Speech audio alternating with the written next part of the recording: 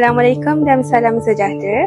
Nama saya Nur Damia Batrisha binti Salim dan nombor matrik adalah D2025111611. Hari ini saya akan menerangkan tentang salah satu isu sosial yang semakin meningkat dalam kalangan remaja, iaitu masalah kesihatan mental. Topik ini adalah sangat penting kerana ia memberi kesan besar kepada emosi, tingkah laku dan masa depan seseorang. Jadi, apa itu kesihatan mental?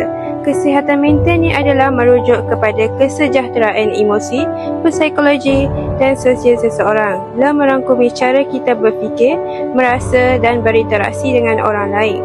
Menurut Wu, kesihatan mental bukan semata-mata ketiadaan penyakit, tetapi kemampuan mengurus tekanan, belajar dan baik dan menyumbang kepada masyarakat.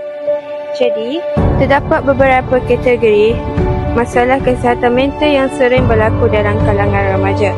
Antaranya adalah gangguan kebimbangan, kemurungan, gangguan trauma seperti PTSD dan gangguan seperti OCD atau fobia.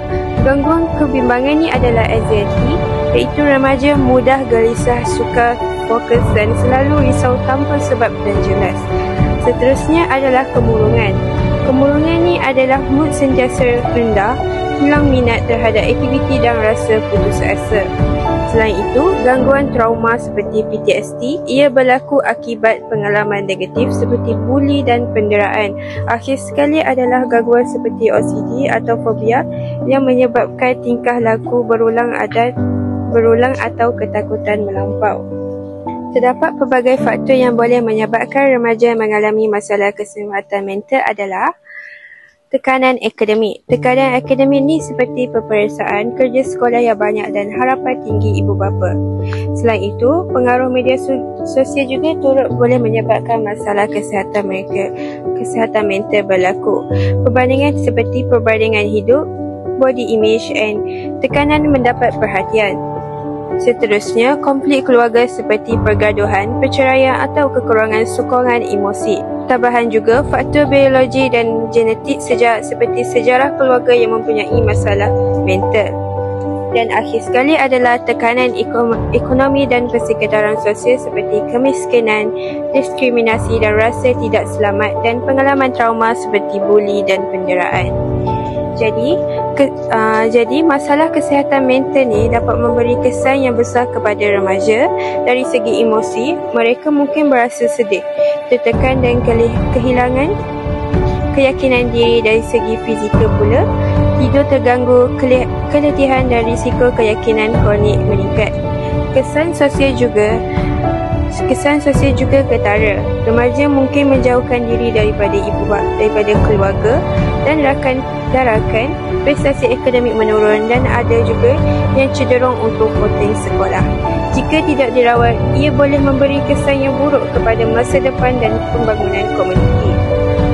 Masalah kesihatan mental juga boleh ditangani melalui beberapa cara. Antaranya adalah individu, keluarga, masyarakat dan kaunselor dan profesional kesihatan mental. Individu ni adalah mengalami gaya hidup sihat, tidur yang cukup, bersenam dan mencari orang yang dipercayai untuk meluahkan perasaan. Keluarga pula adalah memberikan sokongan emosi, mewujudkan suasana rumah yang harmoni dan membantu mendapatkan rawatan profesional.